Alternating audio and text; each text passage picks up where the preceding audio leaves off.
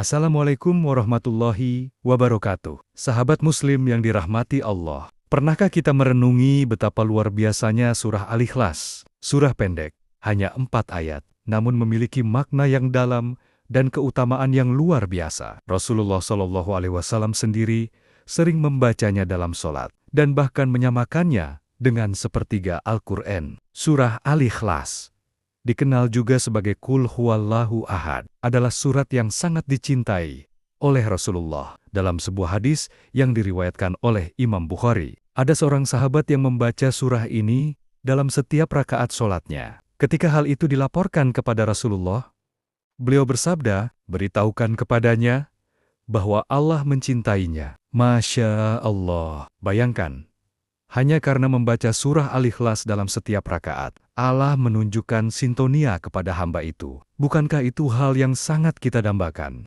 Qul Huwallahu Ahad. Katakanlah, Dialah Allah yang Maha Esa. Satu ayat ini saja sudah mengajarkan tauhid yang murni, bahwa hanya Allah satu-satunya tempat bergantung. Tidak ada sekutu, tidak ada tandingan. Allahu Syamad. Allah adalah Tuhan tempat bergantungnya segala sesuatu. Di saat kita merasa lemah, bingung, atau terhimpit masalah hidup, surah ini mengingatkan bahwa hanya kepada Allah kita bergantung. Dia Maha Cukup, Dia tak butuh apapun, tapi segala sesuatu membutuhkannya. Lam jalid, walam i, lad walam, yakun lahu, kufuwan ahad. Dia tidak beranak, dan tidak pula diperanakan, dan tidak ada seorang pun yang setara dengannya. Surah ini membersihkan keimanan kita dari segala bentuk syirik, menjernihkan tauhid, dan meneguhkan bahwa Allah itu Maha Sempurna, tanpa kelemahan,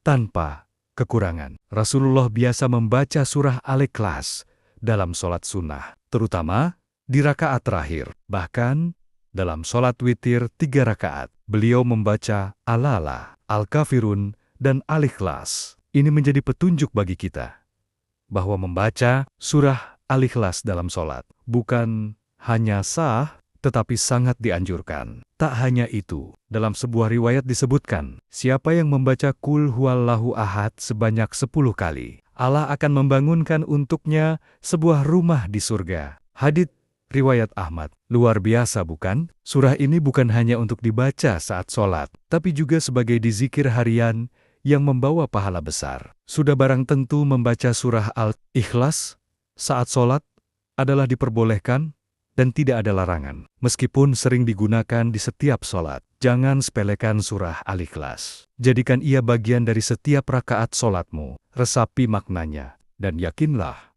Allah akan membalas dengan cinta dan ganjaran surga. Karena kadang, bukan panjangnya bacaan yang membuat sholat kita bermakna, tapi kedalaman iman yang hadir di setiap lafaz yang kita bacakan. Semoga bermanfaat. Wassalamualaikum warahmatullahi wabarakatuh.